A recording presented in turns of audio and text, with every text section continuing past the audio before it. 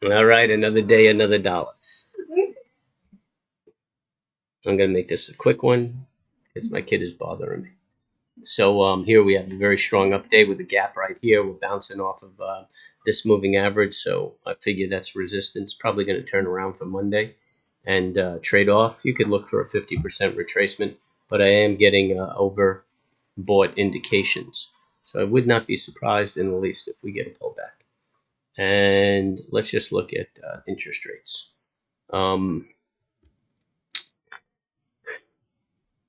Oh, interest rates spiked with the market. That's interesting.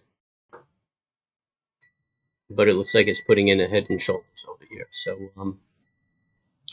we'll look for a small move up on interest rates and then a pullback before the major pullback. So that's it for me. That alarm going off is my pie. My pie is done. So I'm going to split. Everybody have a nice weekend. Good luck trading.